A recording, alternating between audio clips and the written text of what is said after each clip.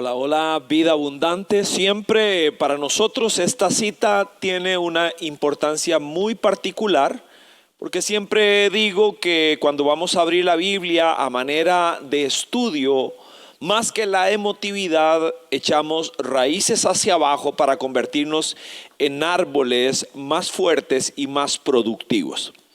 Y eso es lo que hemos estado tratando de hacer cuando abrimos el Evangelio de Juan para poder conocer mejor al Verbo de Dios. Y el capítulo de hoy se lo hemos encomendado a David Jackson, miembro del equipo de Apolos. Es una persona que nos apoya de una manera extraordinaria juntamente acá con Sami, que ustedes ya conocen. Y hoy le toca dar la lección a él. Como toda inauguración nos genera expectativa, pero también un poco de tensión. Ahora estuvimos orando por él. Su esposa Melissa se vino a hacerle barra. Ahí el auditorio totalmente vacío, salvo nuestros compañeros de producción y Ruti, un soldado fiel de esta casa, siempre acá. Así que David, junto con su esposa, sirven en nuestra iglesia desde hace ya algunos años. Sirven en Súmate, en la pastoral infantil llevando luz y también acá en Apolos. Así que estudiante de teología y viene de un contexto de testigos de Jehová. Así que es muy interesante todo lo que Dios ha hecho con él para que pueda llegar a esta cita con usted. No se lo pierda. Nosotros vamos a estar, hoy me toca a mí estar allá en la silla del apoyo, recibiendo sus comentarios, las preguntas, respondiendo, etcétera. Pero bueno, bienvenido David. Estamos para escuchar, para aprender y que Dios te use, campeón. Gracias, pastor. Buenas noches, iglesias. De verdad que un verdadero privilegio y un honor. Ya lo decía Pablo en su carta a los Corintios, que Dios ha decidido derramar su tesoro valioso en vasijas de barro, no en porcelanas de plata caras, sino en vasijas de barro, y soy una de esas vasijas de barro defectuosas y débiles, pero que en su gloria Dios ha decidido que pueda proclamar y que pueda en algún momento comunicar la palabra. Como decía el pastor, hoy arrancamos el Evangelio de Juan en su capítulo 10. El título el tema de hoy es El Buen Pastor, y puede usted descargarlo de nuestra página de vida.cr. Allí está el bosquejo que usted puede descargar para seguir la enseñanza de hoy con mayor detenimiento. En este capítulo, en el capítulo 10, Jesús hace una afirmación sobre sí mismo. Se han escrito ríos de tinta acerca de Jesucristo. Hemos nosotros opinado mucho acerca de Jesús, dicho muchas cosas acerca de él. Pero en este capítulo Jesús mismo se describe. Jesús dice: yo soy el buen pastor. Juan capítulo 10, versículo 11. Es decir, Jesús nos está afirmando que Él es bueno. Jesús dice: yo soy bueno. Y de este concepto de Jesús diciendo sobre sí mismo que Él es bueno, es del que nos vamos a agarrar para explorarlo, para analizarlo, para aprender más sobre la persona de Jesucristo. Y sobre todo entendiendo que Jesús, diciendo que Él es bueno, definitivamente nos lleva a la reflexión. ¿Por qué? Vivimos en un mundo en el que un hombre puede morir asfixiado bajo la rodilla de un policía, sordo a su súplica de que le permitiera respirar, llamando a su mamá, y el policía simplemente hace oídos sordos de su clamor. Vivimos en un mundo en donde hay racismo. Vivimos en un mundo en el que se puede echar a una perrita viva a un río lleno de cocodrilos simplemente porque tres hombres querían divertirse con el espectáculo de la perrita intentando escapar de los cocodrilos. Crueldad extrema. Vivimos en un mundo en el que tres bebés indefensos, la semana pasada, no sé si ustedes escucharon la noticia, en el San Juan de Dios, recién nacidos, indefensos, mueren víctima de una bacteria. Una familia, tres familias esperaban la llegada de un nuevo miembro a su casa y la noticia es: su bebé se murió. Vivimos en un mundo trágico, enormemente trágico. Vivimos en un mundo en el que una familia tiene que ir a la casa de al lado a desenterrar a su hermana, a su hija, porque la acaban de enterrar como un perro con 7 puñaladas en su cuerpo. Ese es el mundo en el que vivimos. Y desde hace 6 meses, una pandemia ha hecho que lloremos ya, no sé, casi 500,000 personas desde diciembre hasta la fecha. Y así, miles y miles de historias, probablemente muchísimo más crudas que estas, que no salen a la luz, pero que sabemos que existen. Entonces, no es extraño que si Jesús dice que es bueno, que si Dios afirma que Él es bueno, nos preguntemos, o que alguien nos pregunte, ¿cómo en un mundo de tantísimo dolor podemos creer con seguridad que nuestro Dios es bueno? ¿Cómo respondería usted a esa pregunta? El apóstol Pedro escribió en su primera carta, en el capítulo 3, estén siempre preparados para responder.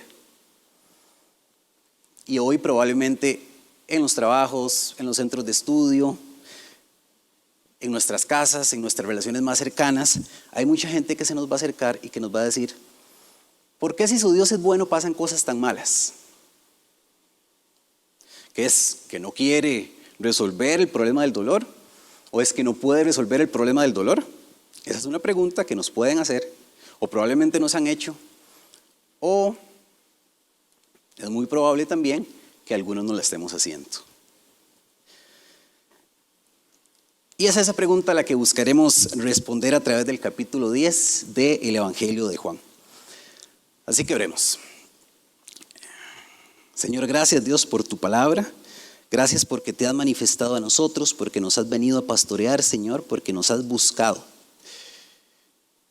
Te pido bendición especial por la vida de cada uno de los que hoy está conectado, observándonos, Señor, que han buscado tu mensaje, tu tesoro poderoso, a pesar de el mensajero defectuoso que hoy enviaste ante ellos, Señor. Que tu Espíritu Santo dirija esta enseñanza, que tu pueblo sea edificado y como siempre pedimos que tu nombre sea glorificado. Así sea, Jesús. Amén.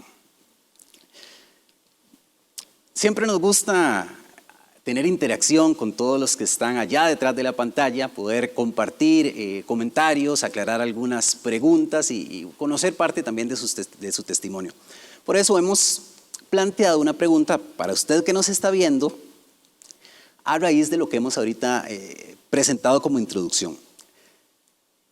¿Cuál piensa usted que es el propósito de Dios en la vida de un cristiano? Esa es la pregunta que estamos ahorita proponiendo inicialmente. ¿Cuál cree usted que es la meta de Dios en la vida de un cristiano? Nos interesaría mucho y agradeceríamos mucho sus comentarios. Nuestros pastores Samuel y Ricardo están muy atentos a conocer sus respuestas o sus preguntas, todos sus comentarios, así que agradecemos enormemente su participación. Un poco de contexto acerca de Juan 10. Este pasaje continúa la escena de Juan 9. Recordemos que la división entre capítulos y versículos de la Biblia no es algo inspirado por Dios. Esta división, posteriormente los hombres, para efectos de que fuese más práctico la ubicación de mensajes, de pasajes, la implementaron. Pero no siempre significa el final de un capítulo el final de una escena. Y aquí justamente ocurre lo mismo. Recordemos, la semana pasada estudiamos cómo Jesús, haciendo barro del suelo con su saliva, pone su saliva en los ojos de un hombre ciego y este hombre recupera la vista o obtiene la vista. Los fariseos que estaban observando toda la escena se molestan, se incomodan, llaman al hombre a comparecencia ante el concilio y él dice, yo antes no veía y ahora veo. Ese es su testimonio. Yo antes no veía y ahora veo. Llaman a la familia a ver qué es lo que pasa, a ver si verdaderamente el ciego era ciego de nacimiento. Ellos se asustan. No, pregúntele a él, él ya es grande. Lo vuelven a llamar y él da crédito a Jesús de todo lo que sucedió. Resultado, expulsan a este hombre ciego de la sinagoga. Y aquí volvemos y aquí entramos ahora sí al capítulo 10. El auditorio, recordemos entonces quiénes son los que están ahí. Está el hombre ciego, Están los discípulos de Jesús, están los fariseos, los líderes religiosos de ese momento, y algunos judíos que permanentemente estaban rodeando a Jesús. Y Jesús dice lo siguiente, Juan 10, versículos 9 y 11. Yo soy la puerta, el que entre por esta puerta, que soy yo, será salvo. Y dice el versículo 11, yo soy el buen pastor da su vida por las ovejas.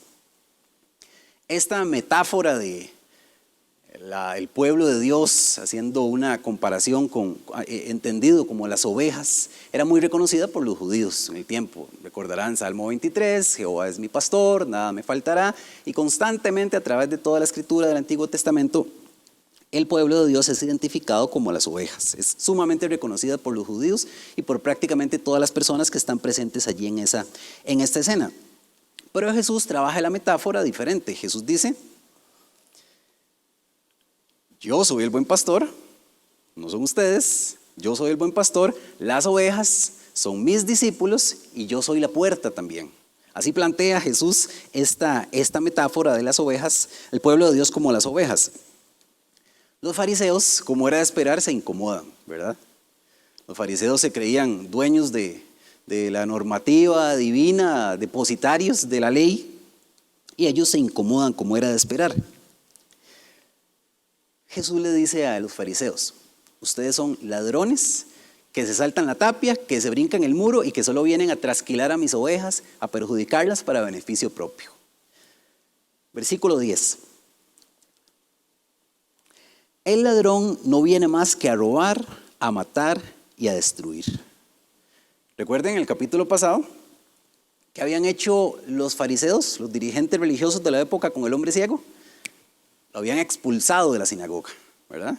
Ellos se daban esa atribución. Usted acaba de reconocer a Jesús como el autor de esto que acaba de suceder, se me va de la sinagoga. Y Jesús les acaba de decir, Jesús les responde y les reprende, ustedes son ladrones, ustedes no son los pastores, ustedes no entran por la puerta que soy yo, ustedes se brincan la tapia para venir a trasquilar a mis ovejas.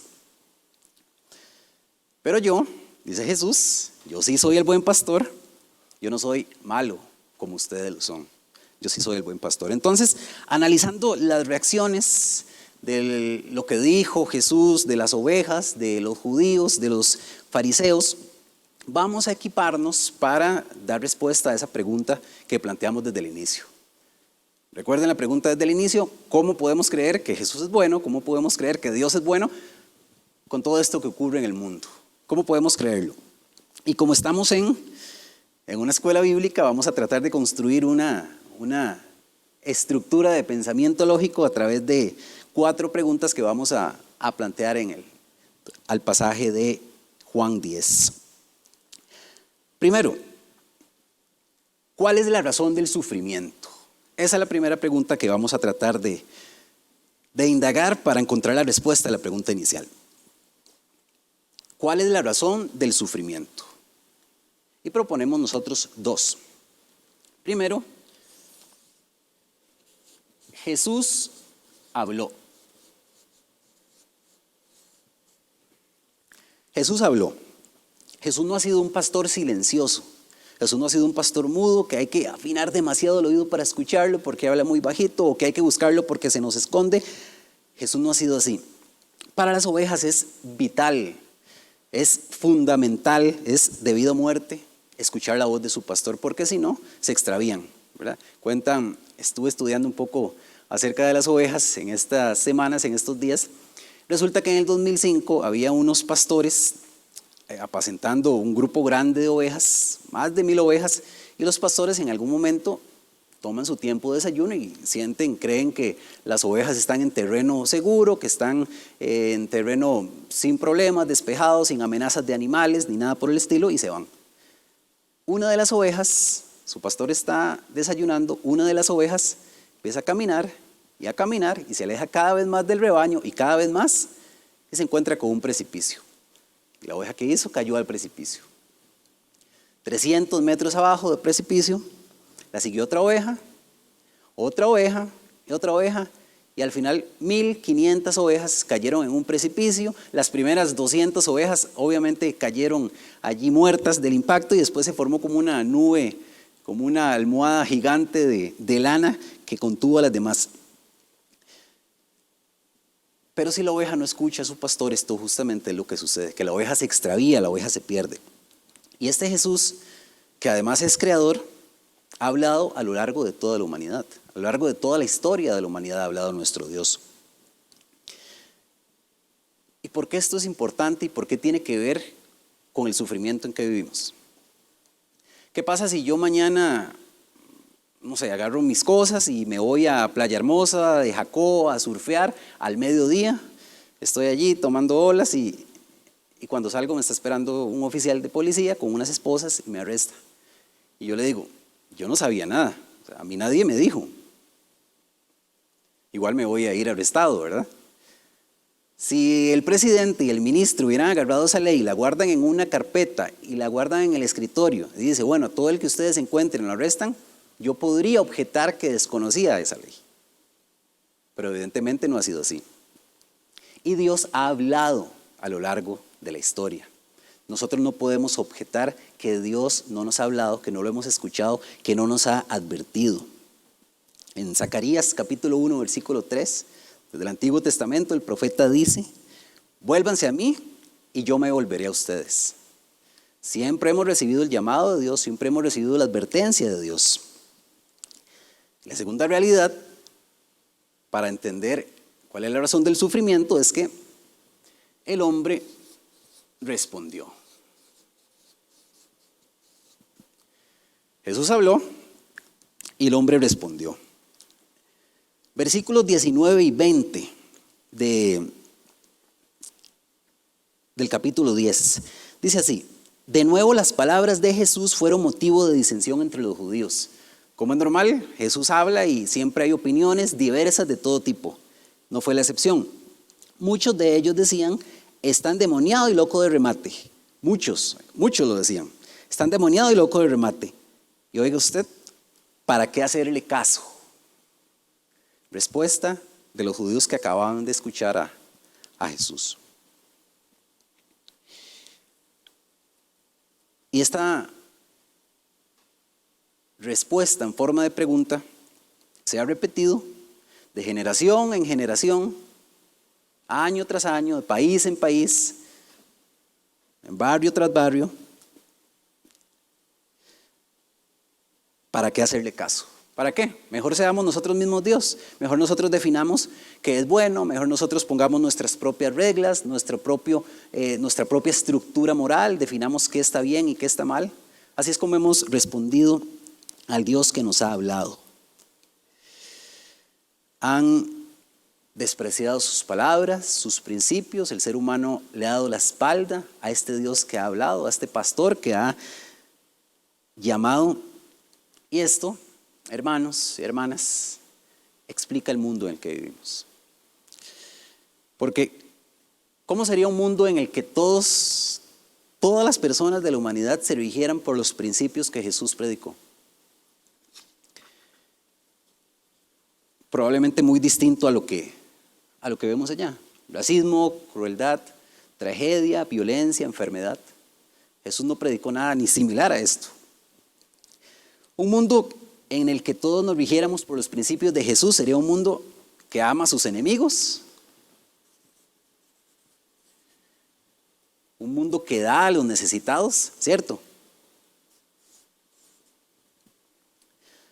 Un mundo que ayuda al lastimado, lleno de buenos samaritanos en cada esquina por la que pasemos. Un mundo que perdone a los que los ofenden. Un mundo que levanta al caído.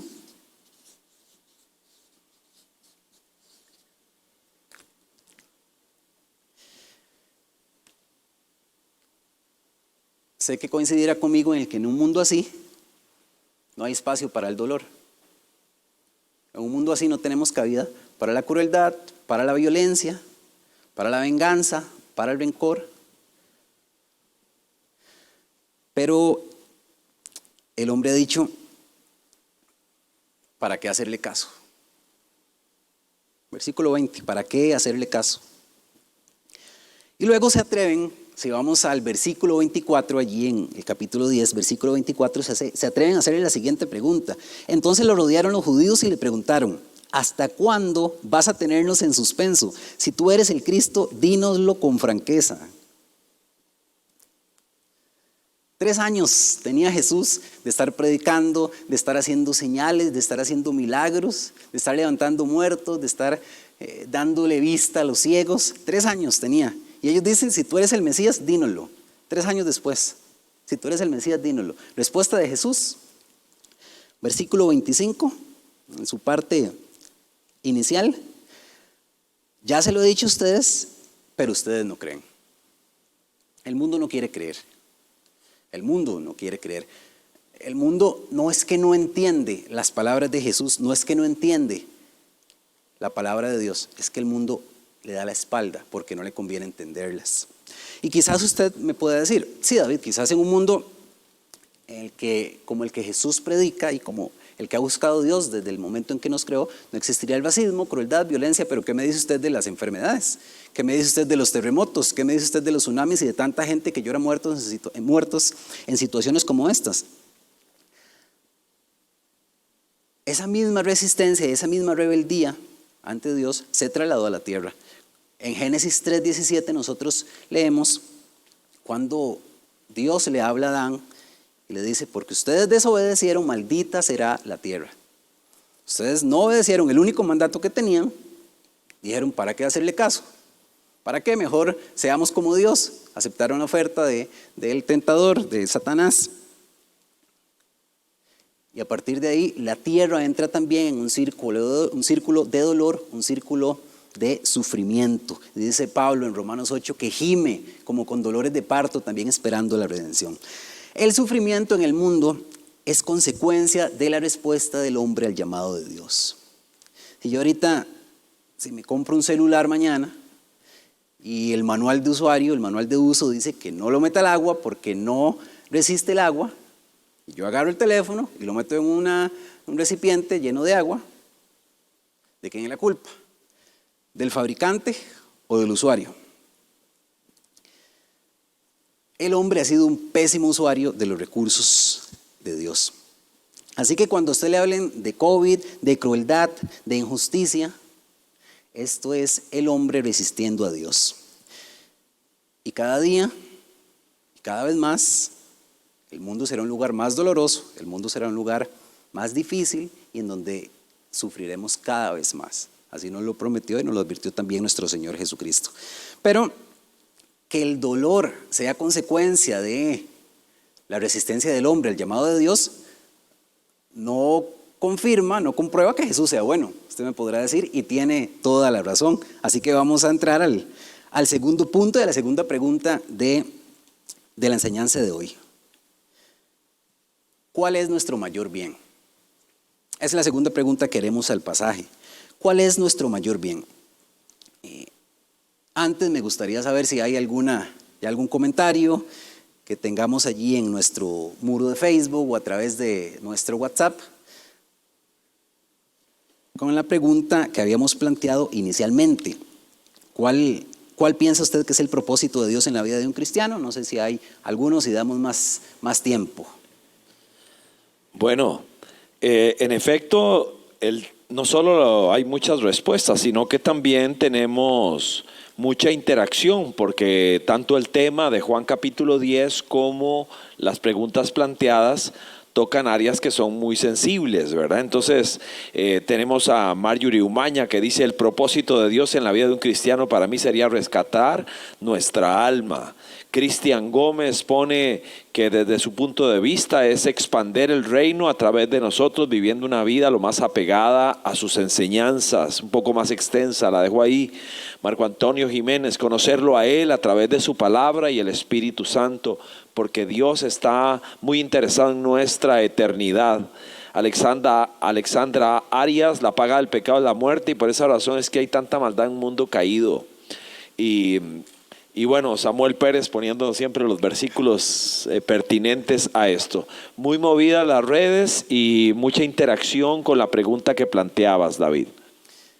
Muchas gracias. A cada uno por el WhatsApp, el 8550-7979, si lo quiere utilizar también ese medio, 8550-7979. Nos dice Nelson Monge, el propósito de Dios en la vida de un cristiano es precisamente conocer a un Dios bueno que nos reconcilia con Él por amor a su nombre. Muchas gracias, William. Muchas gracias, Samuel, Ricardo y a todos los que participaron, muy edificantes y muchas muy atinadas, muy acertadas sus comentarios. Y justamente es el pasaje que vamos a desarrollar en este momento. Nos preguntan cómo está prácticamente que a diario y nosotros contestamos bien, bien, gracias. Muchas veces lo hacemos por inercia, en ocasiones sí evaluamos un poco más nuestra respuesta y podríamos dar una respuesta diferente. Pero ¿en qué nos basamos para contestar esa pregunta? ¿Cómo está? ¿En qué nos basamos? Por lo general en la salud, en la economía, en lo familiar, en lo laboral. Y si no estamos sufriendo en uno de estos factores, en uno de estos títulos o áreas de nuestra vida, probablemente decimos estoy bien, ¿verdad? Lo entendemos, estamos bien. Y esa es nuestra lógica de pensamiento normalmente. Ausencia de sufrimiento, estamos bien. Cuesta mucho decir que estamos bien si estamos en cama. Cuesta mucho decir que estamos bien si me acaban de dar mi carta de despido y no sé qué voy a llevar la próxima semana a mi casa de comer. Y es lógico. Y eso es algo natural, ¿verdad? Lo menos que queremos hacer es una apología del sufrimiento, porque no sufrir, buscar la salud, buscar una buena economía, estar bien posicionado laboralmente es algo bueno y hay que seguir, ¿verdad? Por supuesto. Pero la pregunta es si el máximo bien al que yo puedo aspirar es la ausencia de sufrimiento. Y podemos hacerle la misma pregunta a Dios, hacerle la misma pregunta a Jesús. ¿Cuál fue su ofrecimiento? Juan 10, versículo 28. Dice Jesús, con respecto, hablando acerca de las ovejas, yo les doy vida eterna y nunca perecerán, ni nadie podrá arrebatármelas de la mano. Promete Jesús que sus ovejas no se enfermarán, promete que no se extraviarán, que no va a llegar alguna culebra y en algún momento los va a morder y van a quedar allí tendidas. No, en Juan 10:4, Jesús dice, en el versículo 4, cuando ya ha sacado a todas las ovejas que son suyas, Él va delante de ellas. Jesús va adelante, Jesús no va arriando las ovejas, no las va empujando como cerdos, Él va adelante, las ovejas lo siguen, por ende cualquiera puede extraviarse, en algún momento puede desviarse del camino. Si Dios lo permite, que una oveja se desvíe, que una oveja se le quiebre una pata, y si Romanos 8:28 me dice que todo es para bien, posiblemente es porque hay un bien mayor que la ausencia de dolor. De lo contrario, Dios no estaría siendo consistente con su promesa. Y Jesús nos dice, mi promesa es que tendrán vida eterna y que nadie los arrebatará nunca de mi mano. Entonces, el mayor bien, bíblicamente hablando, es estar en la presencia de Cristo y cumplir con el propósito de Dios para mi vida. No conozco a Cristo, ok, el mayor bien es estar ya en la presencia de Cristo. Ahora ya estoy en presencia de Cristo, cumplir el propósito que Dios ha destinado para mi vida. ¿Cuál es? Dios dispone todas las cosas para el bien de los que lo aman. Creo que ese probablemente está en el top 10 de los pasajes favoritos de cada uno de nosotros, ¿verdad? Romanos 8:28 tiene una continuación. Romanos 8:29, si me acompañan, nos habla acerca de ese propósito, acerca de la meta de Dios en la vida de cada cristiano.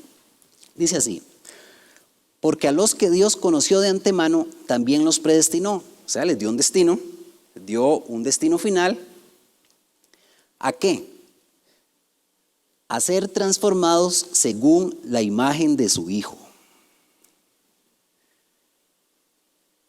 Pasar de ser pecadores miserables, el ogro de la casa, el gritón del barrio, el matón del barrio, el altanero de la oficina, el arrogante, el egoísta, a ser recipientes perfectos para la gloria y para la bondad de Dios.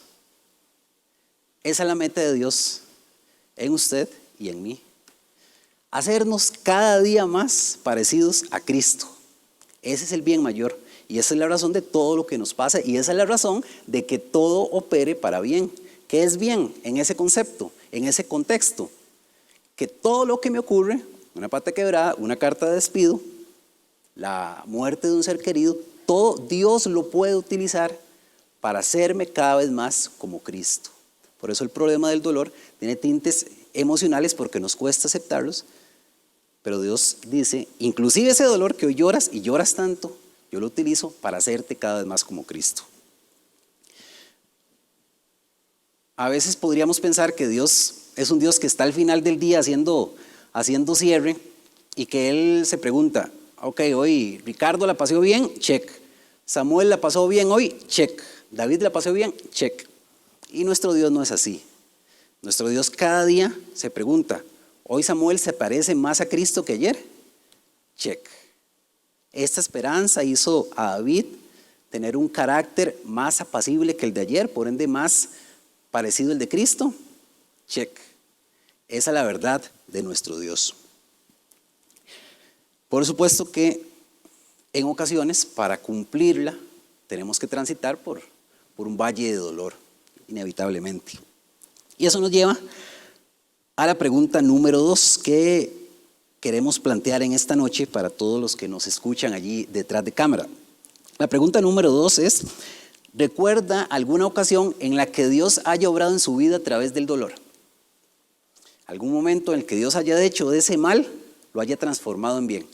Si tiene algún testimonio de esa categoría, agradecemos muchísimo que nos lo comparta y en unos minutos en breve estaremos dándole lectura y comentándolos. Tercera pregunta para construir este pensamiento lógico que estamos intentando moldear. Ok, si mi mayor bien es parecerme cada día más a Cristo, es estar en la presencia de Cristo y luego empezar a parecerme más a Cristo cada día, ¿qué ha hecho Jesús para que yo obtenga mi mayor bien? ¿Qué ha hecho? Si Él dice que es bueno, ¿qué ha hecho para que yo obtenga ese bien? Nos retrataba Ricardo la semana pasada, desde el principio ha existido un abismo entre Dios y el hombre a causa de nuestro pecado. Si Dios es tan bueno como dice ser, ¿qué ha hecho al respecto? Versículos 17 y 18 del capítulo 10 de Juan dice así: por eso me ama el Padre, porque entrego mi vida para volver a recibirla. Nadie me la arrebata, sino que yo la entrego por mi propia voluntad. Tengo autoridad para entregarla y tengo también autoridad para volver a recibirla. Este es el mandamiento que recibí de mi Padre. El Padre envió al Hijo a construir un puente sobre ese abismo y el Hijo no vino obligado. El Hijo de voluntad propia dijo, yo voy, levantó la mano, se ofreció y vino a tratar con el problema nuestro del dolor. ¿Cómo? A sufrir dolor, a ser sentenciado injustamente, a morir en una cruz, con látigos en su espalda, con espinas clavadas en su frente, con clavos perforándole las manos, con una lanza atravesando también su costado. Jesús trató el problema del dolor y de nuestra separación con Dios. ¿Cómo? Viniendo a la tierra a sufrir y a sentir dolor. Ese es el Dios que tenemos, ese es el buen pastor que tenemos. Juan 10:11. Yo soy el buen pastor, lo leímos al inicio. ¿Qué hace este buen pastor? El buen pastor da su vida por las ovejas. Las ovejas son animales incapaces de mantenerse a salvo, son animales desamparadas, indefensas, tienen una capacidad visual sumamente limitada. Las ovejas no pueden afinar la vista, enfocar como cuando vemos una señal de largo. Las ovejas no pueden hacer eso, tienen una percepción de profundidad sumamente defectuosa. Ellas creen que todo el camino es plano, entonces de repente ponen la pata y les queda allí chueca porque se fueron en un hueco. han encontrado ovejas muertas con el alimento, con el pasto a 1 metro porque su pastor no llegó a dirigirlas a donde estaba ese alimento. Así de dependientes son las ovejas del pastor. Y nosotros, al igual que las ovejas, éramos incapaces de salvarnos, no podíamos hacer absolutamente nada para conseguir nuestro alimento, pero Cristo vino para abrirnos camino, porque había un mayor bien que evitarnos y que evitarse Él el dolor, porque Él pudo haberse evitado su dolor, pero había un bien mayor, cumplir la voluntad de su Padre.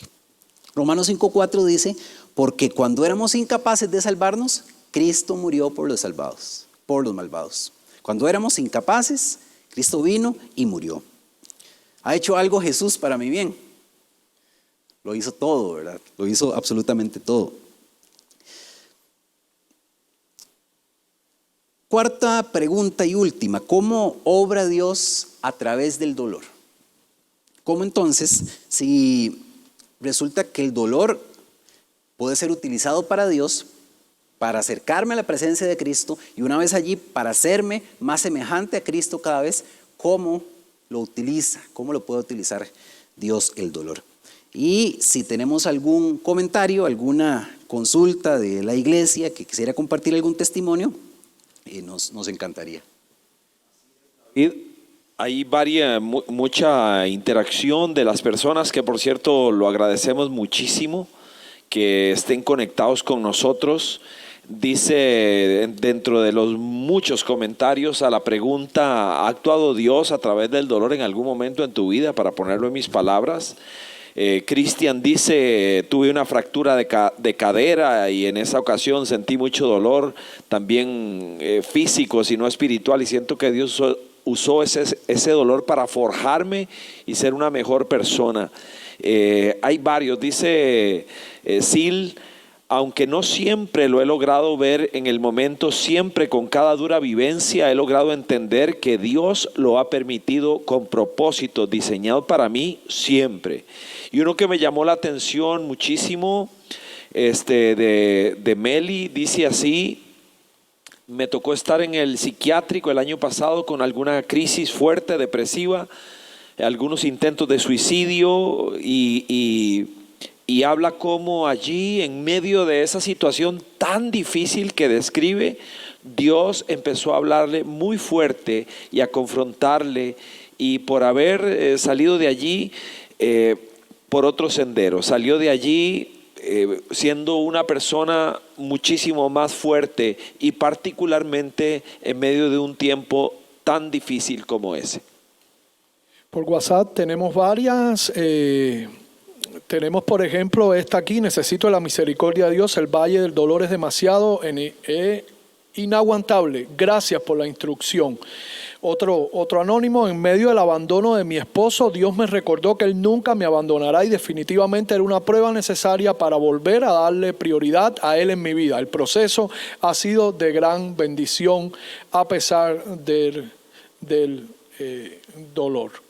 Elroy nos saluda también, este amigo vuestro desde las Bahamas, y dice que va un poquito más atrás. El propósito de Dios en nuestras vidas es tener una vida plena basada en su voluntad. Hay alguien acá que está escribiendo, con la enfermedad de mi mamá, es que lo veía como escribiendo y pensé no había terminado. Con la enfermedad de mi mamá fue el punto de quiebre para entregar mi vida a Dios. Después de verla sufrir muchísimo, me rendí y reconocí al Dios Todopoderoso. Y yo también puedo participar, ¿verdad? Claro. Me considero un experto en cementerología. Y usted dirá, ¿qué cosa es esto? Ir a dar consuelo al cementerio. Yo tengo un hat-trick raro. Ese hat-trick no se dice SIU ni se celebra enseñando el número. 2009 fallece mi papá. 2010 asesinan a mi hijo con solo 17 años. Y 2011 se muere mi abuelita. Revuelve los sentimientos, pero cuando me toca ir al cementerio a consolar, ese dolor y esas páginas que traigo me dan una firmeza que me siento, por eso digo, como un experto en esa materia, porque sé que hay un Dios que nos da un mañana luego de los golpes que la vida nos da.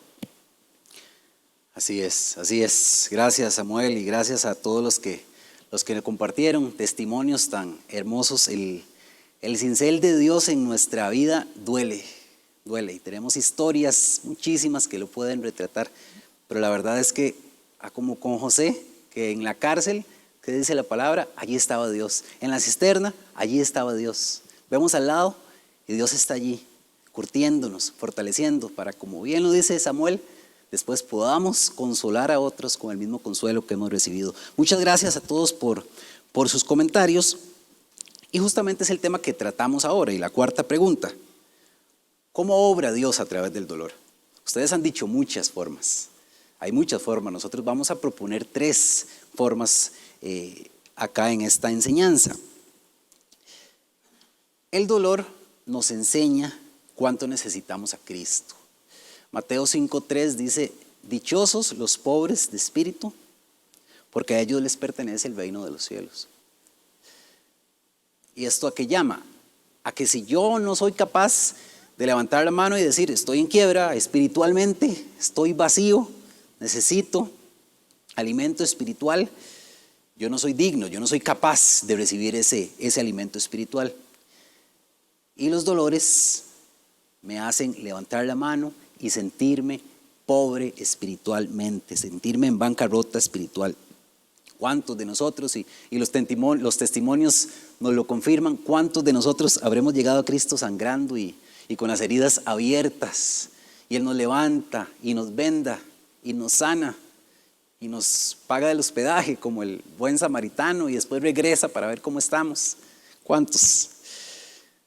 Y si usted es como yo, probablemente volteó a ver a Cristo únicamente cuando ya el agua estaba llegándole no al cuello, sino a la nariz y a los ojos, y extendió su mano, y Cristo llegó a rescatarnos. Cuando la vida nos dolía demasiado, volvimos a ver a Cristo. Segunda carta a los Corintios, capítulo 7, versículo 10, lo retrata en palabras de Pablo, inspirado por el Espíritu Santo. Segunda Corintios 7:10. La tristeza que proviene de Dios produce el arrepentimiento que lleva a la salvación, de la cual no hay que arrepentirse, mientras que la tristeza del mundo produce muerte.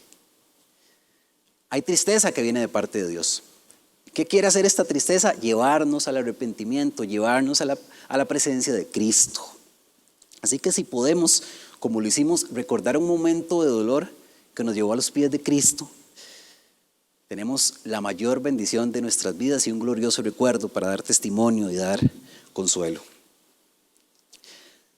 C.S. Lewis escribió un libro que recomiendo muchísimo para el que quiera profundizar en el tema del dolor y del ser humano y nuestra relación con Cristo. De hecho, se llama El problema del dolor. Y él escribe esto: Dios nos susurra en nuestros placeres, nos habla en nuestra conciencia, pero nos grita en nuestros dolores. El dolor es el megáfono de Dios para despertar a un mundo adormecido. Dice C.S. Lewis que cuando estamos bien, bueno, escuchamos a Dios tal vez allá a la lejanía, pero en nuestros dolores, en las vacas flacas de nuestra vida, Dios agarra un megáfono y llama: David, David, ven a mí, ven a mí.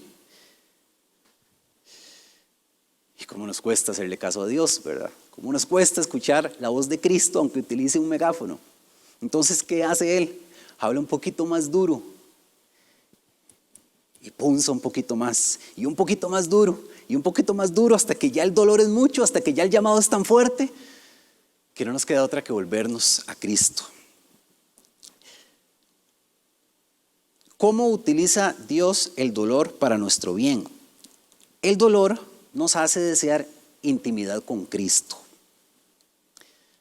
Las ovejas, lo vimos en el versículo 4, caminan delante del pastor. Las ovejas no están siendo arriadas, ya lo hablamos. Por lo tanto, en algún momento las muerde una culebra, caen en un hoyo, se extravían y están allá en un hueco sin poder defenderse y a merced de cualquier amenaza. ¿Qué creen ustedes que sucede en ese momento? Cuando la oveja está allá, desamparada, extraviada, sin su pastor, ¿De qué se va a alimentar? ¿Quién la va a proteger? ¿Qué hace la oveja? ¿Qué sucede en ese momento? La oveja anhela escuchar la voz de su pastor. Desea que venga su pastor, que la recoja, que la vende, que la lleve al rebaño, que le dé alimento, que la sane. La oveja recuerda lo bien que era estar en el rebaño. La oveja sabe que desamparada y que extraviada, en cualquier momento una fiera, un animal, la inanición, quedarse sin hambre, simplemente la lleva a la ruina y desea a su pastor, desea al pastor de su rebaño.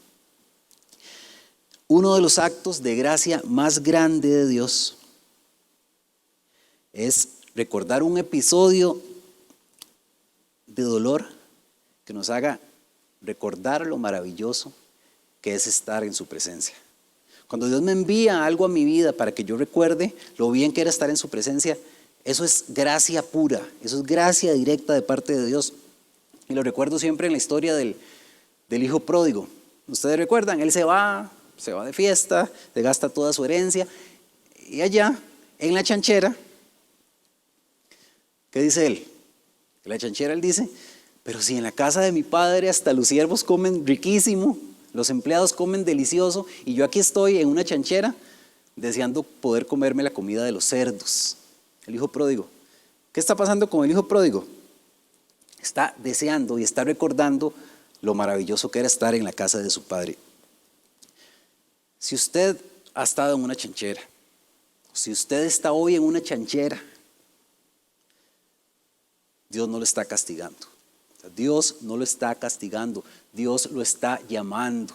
Dios le está diciendo: ven a mí, ven a mí. Yo te puedo sanar, yo te puedo curar, yo te puedo alimentar. Escuchemos a Dios. Volvamos, así como el hijo pródigo que volvió en sí, fue a la casa de su padre, y su padre ni siquiera lo dejó acercarse, salió corriendo a abrazarlo. Escuchemos al pastor y volvamos al rebaño. Y el dolor nos recuerda, a través del dolor, en manos de Dios, nos recuerda que este mundo no es el paraíso. Corremos el riesgo de sentirnos atraídos por el mundo, corremos el riesgo de sentirnos sumamente cómodos en este mundo, con todo el confort que ofrece y las facilidades y los placeres que encontramos. Pero Jesús dice: ustedes no son de este mundo. La palabra dice que nosotros somos peregrinos, que estamos de paso en este mundo, pero a veces quisiéramos naturalizarnos, ¿verdad?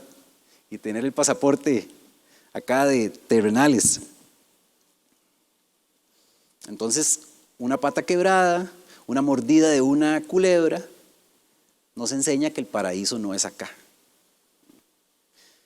Una situación de crisis en mi vida, una situación de dolor, me enseña que este no es el paraíso al que debemos aspirar, que las mayores bendiciones de nuestra vida no las vamos a recibir aquí. Y si se nos olvida, Dios hace que lo recordemos, que recordemos que el paraíso está al otro lado y que nuestro buen pastor nos está dirigiendo allá.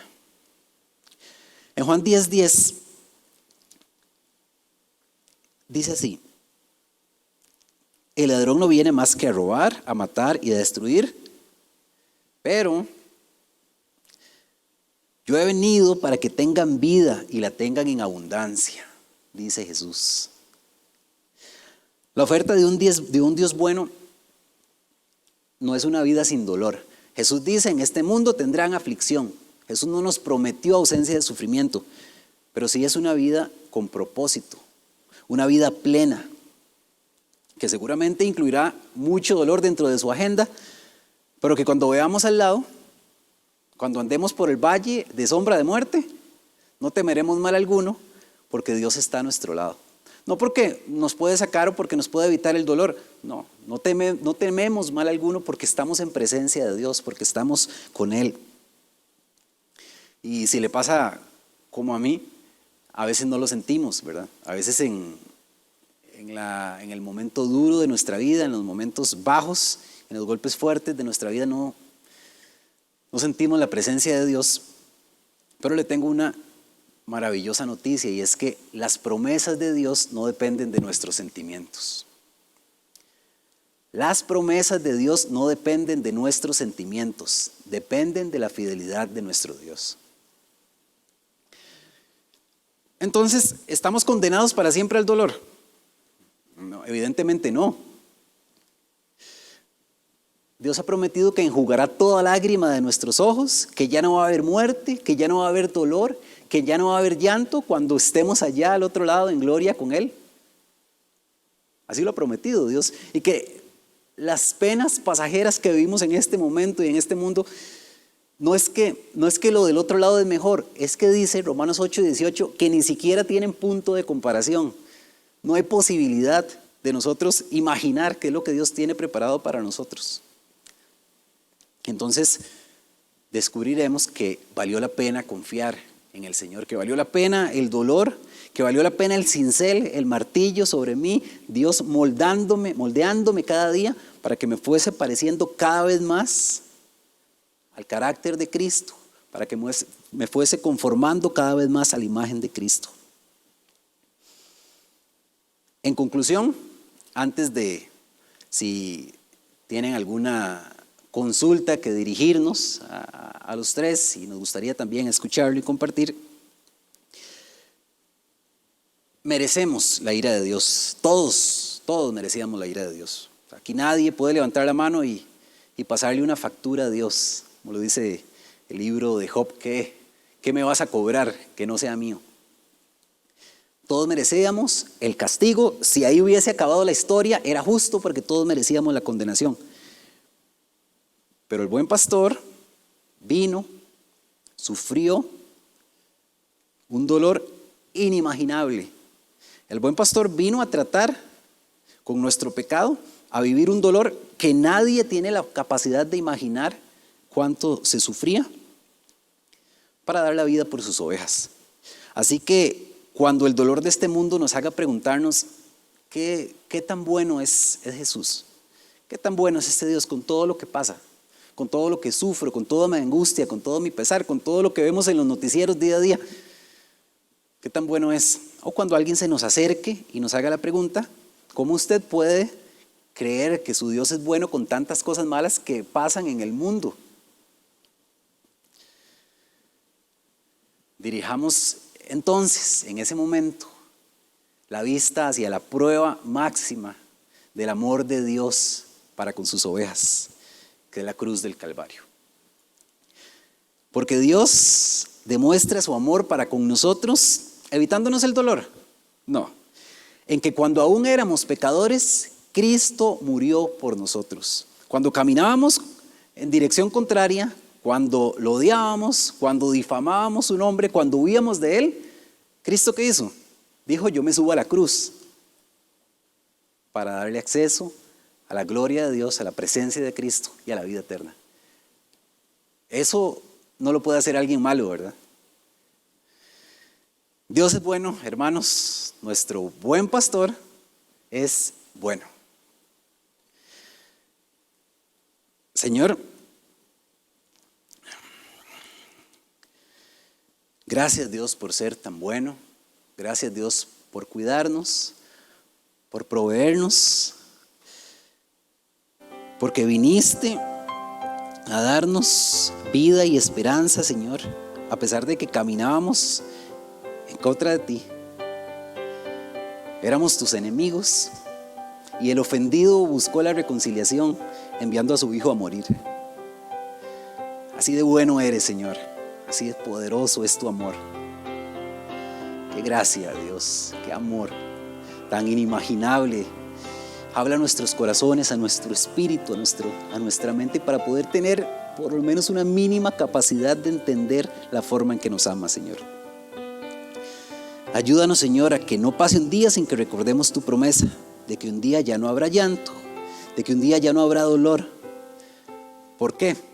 Porque el buen pastor murió por sus ovejas. Que así sea, Señor. Amén.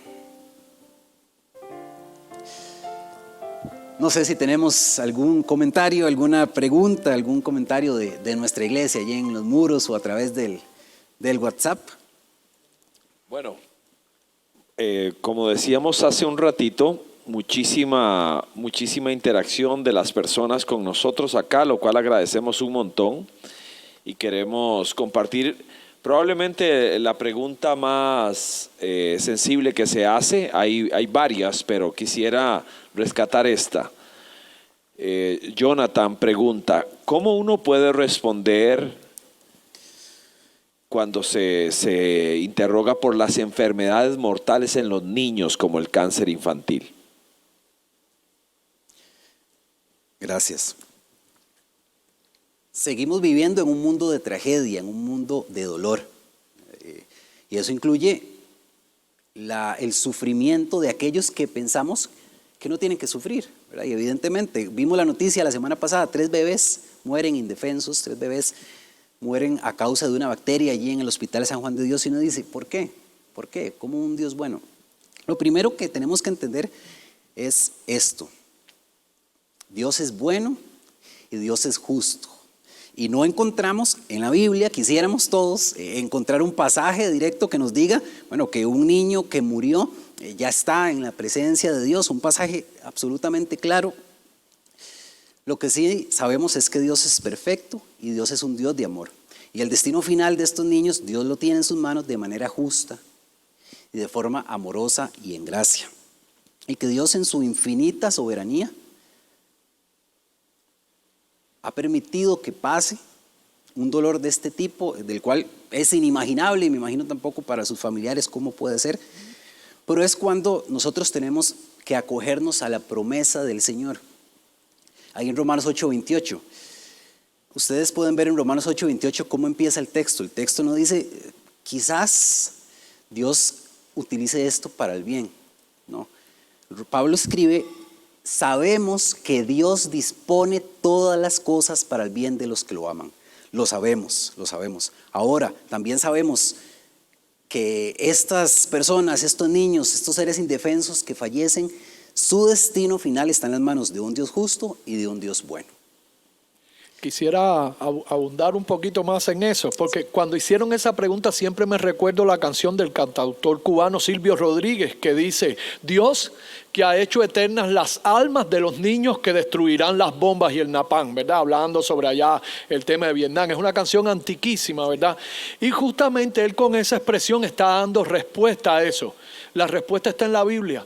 Los sufrimientos del tiempo presente, y hace un rato vos la citabas en 8:18 de Romanos. Dios ha hecho eternas las almas, ¿verdad?, de esos chicos. Un día estarán en un lugar sin dolor, un día estarán en un lugar sin sufrimiento, sin quimios. No es fácil. Si nos dieran la elección, pasaríamos estas páginas grises de nuestra existencia. ¿Quién las quiere pasar? Nada. Nadie quiere pasar por esto. Pero esta es la misma respuesta al sufrimiento humano y a la catástrofe en que vivimos. Dios es la respuesta. Lo que hoy se sufre, lo que hoy sufrimos, no tiene comparación con lo que un día hemos de recibir. Lo que el ojo no vio, ni el oído oyó. Ahí sí me gusta citar a Isaías en ese contexto, ¿verdad? Isaías 64. Lo que el ojo no vio, ni el oído oyó, ni ha subido a nuestro corazón, son las cosas que Dios les tiene preparadas para los que le aman. Lo bueno sería hacer una pregunta. Ricardo un día dijo que el personaje más chiva de toda la Biblia era el hermanito Lázaro. No nos dijo nada, no escribió una carta, no hay un apócrifo de Lázaro de lo que vio del otro lado. Pero estoy seguro que cuando lleguemos allá vamos a decir, valió la pena cada lágrima, si esa me acercó a este lugar de eternidad en que me encuentro hoy. Así es, así es. No sé si hay alguna otra consulta, si no, planteamos... Estamos, hay muchísimas, pero Okay. no quiero que nos regañen los de producción como la semana pasada. De acuerdo, estamos. Iglesia, muchísimas gracias por su participación siempre tan activa. Le pedimos al Espíritu Santo de Dios que hayamos sido todos edificados. Y nos vemos el próximo jueves, aquí mismo, misma hora, mismo canal, jueves 7 de la noche en nuestra Escuela Bíblica Apolos. Que Dios les bendiga.